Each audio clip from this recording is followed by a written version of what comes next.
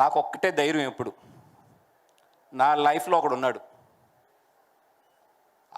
నేను ఎక్కడున్నా, ఏం చేస్తున్నా, ఎలా ఉన్నా కూడా నాకు అవసరం ఉన్నప్పుడు మాత్రం అతను వచ్చి నిలబడతాడు. నేను అది అడగక్కర్లేదు కూడా. చాలామంది ఏంటంటే అతన్ని అడగండి అంటున్నారు. నేను అడగట్లా. డైలాగ్స్ కూడా పడుతున్నాయి. ఏమని? లేదు వీళ్ళిద్దరికి ఏదో గ్యాప్ వచ్చింది, ఈయన ఆయనతో సరిగ్గా ఉండట్లేదు, ఆయన ఈయనతో సరిగ్గా ఉండట్లేదు, ఇవన్నీ డైలాగ్స్ పడతానే ఉన్నాయి, నాకు వినబడతానే ఉన్నాయి. కానీ నాకు తెలుసు, నేను కష్టంలో ఉన్నానంటే ఇద్దరు నన్ను గుర్తుపడతారు. ఒకటి మా అమ్మ, రెండు నా స్నేహితుడు బన్నీ. నేను కమ్యూనికేట్ చేయక్కర్లేదు, నేను అడగక్కర్లేదు. నాకు అవసరం ఉంది అంటే అతను వచ్చి నిలబడతాడు. ఆ విషయం నాకు తెలుసు. అందుకే ఈరోజు 11 గంటలకి తన ట్విట్టర్ హ్యాండిల్ ఎంత స్పెషల్గా తను చూసుకుంటాడో నాకు తెలుసు. అది చాలా తను కనెక్ట్ అయితే తప్పితే ఆ హ్యాండిల్ వేయడు. అట్లాంటిది నేను ఒక్క మాట అడగలేదు, ఏం అడగలేదు. వీడికి ఇప్పుడు అవసరం అనేది ఎక్కడో ఆయన మనసులో తట్టింది, ఆయన వేసాడు అంతే. 7 లక్షల వ్యూస్ ఈరోజు. అదేవిధంగా ఆయన ఇన్స్టాగ్రామ్ తీసుకుంటే 7 లక్షల ఇంచుమించు 6,50,000 వ్యూస్. ఇందాక నేను చూస్తుంటే ఒక స్నేహితుడికి ఎప్పుడు నిలబడాలి, ఎలా నిలబడాలి అనేది తెలిసిన ఒకే ఒక వ్యక్తి ఎవరంటే నా లైఫ్లో అయితే అది బన్నీ గారు. 20 సంవత్సరాల క్రితం నా కోసం ఆయన వాళ్ళ ఫాదర్కి అడ్డు నుంచి ఉన్నాడు. మీకు గుర్తుందో గుర్తులేదో సార్, 20 సంవత్సరాల క్రితం నేను ఒక మిస్టేక్ చేస్తే నేను గీతా ఆర్ట్స్ నుంచి వెళ్ళిపోవాల్సిన రోజు అది, 20 years బ్యాక్. ఒకటే చెప్పాడు ఆయన, తను ఉంటున్నాడు, తను ఉంటాడు. ఆయన వాళ్ళ ఫాదర్కి ఎదురు నిలబడ్డాడు. ఒక స్నేహితుడి గురించి ఎవరన్నా దేనికన్నా ఎదురు నిలబడగలనంటే అది బన్నీ గారు. అది నా లైఫ్లో నేను చూసింది.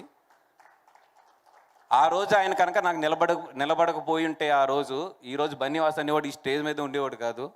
ఆయనకి తెలుసు, నేను సంతోషంగా ఉన్నప్పుడు ఎప్పుడూ కూడా ఏ రోజు కూడా మా ఇద్దరి మధ్యలో ఏమండి కంగ్రాచులేషన్స్ లేదా ఏమండి హ్యాపీ బర్త్డే లేదంటే ఏం ఉండవు మా ఇద్దరి మధ్యలో. కానీ నాకు అవసరమై నాకే కదా, తన లైఫ్లో ఏ ఫ్రెండ్ కన్నా సరే వీడు పడుతున్నాడు అన్నప్పుడు మాత్రం పట్టుకునే క్యారెక్టర్ మాత్రం అతనికి ఉంది 100%. ఆయన ఎక్కడున్నా, ఏం చేస్తున్నా, నేను ఎక్కడున్నా, ఏం చేస్తున్నా కూడా ఆయన బాగుండాలి అంతే. ఎందుకంటే ఆయన మంచి మనిషి అది. And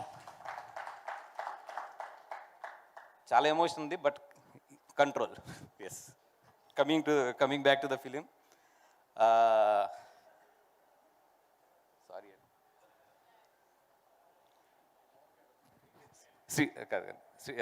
Nitin garu, Sreeleela garu, thank you so much.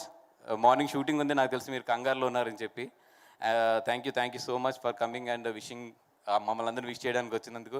మిమ్మల్ని పిలవడానికి ఒకటే మాకు మెయిన్ రీజన్ ఏంటంటే మీ ఎనర్జీ ఎంత ఉంటుంది, ఈ సినిమా కూడా అంత ఎనర్జీ ఉంటుంది.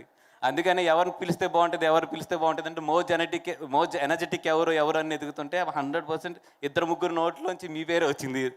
అందుకని మిమ్మల్ని ఇక్కడికి 100% రావాలనుకున్నాం. అట్లాగే మా నిఖిల్ భాయ్ ఫోన్ చేస్తే ఒకటే అన్నాడు, ఎవరిని పిలుస్తున్నావు, ఎందుకు పిలుస్తున్నావు అన్నాడు. అంటే నిఖిల్ భాయ్ ఇట్లా ఫంక్షన్ ఉందంటే, నా ఫంక్షన్కి నేను వస్తున్నాను, ఇది నా బ్యానరు, నా సినిమా, నేను వస్తున్నాను, నేను గెస్ట్ ఇవన్నీ కాదు, నా సినిమాకి నేను వస్తున్నాను, I'm also like A producer అని చెప్పి నాకు ఇంకా రెండో మాట కూడా నాతో మాట్లాడించకుండా ఎన్నింటికి రావాలి, ఎక్కడికి రావాలి, నాకు ఎవరు కమ్యూనికేట్ చేస్తారని చెప్పాడు. Thank you Nikhil bhai, thank you so much for everything. And Manji, అలాగే మొత్తం మా టెక్నీషియన్స్ అందరూ, అదేవిధంగా thank you so much for Riyaz and Banu. Because ఈ కథను తీసుకొచ్చి నాకు చెప్పించిన వెంటనే నేను ఒకటే చెప్పాను, ఈ కథ నుంచి అయితే నేను పార్ట్నర్షిప్ ఇవ్వాలని, ఈ కథ నేను దొబ్బేస్తున్నాను అని చెప్పాను. అంత క్లారిటీగా చెప్పాను, ఎందుకంటే ఈ కథ నాకు అంత బాగా నచ్చింది. అండ్ ఈ సినిమాని మెయిన్ ఈరోజు నేను అనుదీప్ గారిని కానీ మా కళ్యాణ్ గారిని కానీ ఇక్కడికి రమ్మంటానికి మెయిన్ కారణం ఏంటంటే, సార్ నేను జాతిరత్నాలు చూసినప్పుడు ఇంటికి వెళ్ళి కుళ్ళుకున్నా. ఏంటంటే ఇట్లాంటి ఇంత అంటే థియేటర్ బౌన్స్ అవుతుంటే నాకు పొట్ట ఇది నొప్పి వస్తుంటే, అబ్బా నా లైఫ్లో ఇలాంటి ఎంటర్టైనర్ ఎప్పుడన్నా తీయాలి ఒకటి అని చెప్పి నిజంగా ఆ రోజు అనుకున్నాను సార్. ఈ కథ విన్నప్పుడు నేను అంతా ఎంజాయ్ చేశాను. నిజంగా మీరు జాతిరత్నాలు అనేది తీయకుండా ఉంటే కనుక మాకు ఒక స్క్రీన్ ప్లే మీద నవ్విస్తూ తీసుకెళ్లే సినిమా మీద నమ్మకం వచ్చేది కాదు. Thank you so much. మీ జాతిరత్నాలు అనేది ఎంతమందికి లైఫ్ ఇచ్చిందో, అదేవిధంగా మ్యాడ్ ఈ మధ్యలో చూసిన one of the best timer థియేటర్లో నేను. Sun International Vijaya Bheri, bachelor of hotel management లో university first rank, second rank, third rank. BSc food and nutrition లో university first rank, second rank, third rank. బీబీఏలో university second rank, third rank సాధించడం కేవలం Sun International విద్యార్థులకే సాధ్యం. Sun international.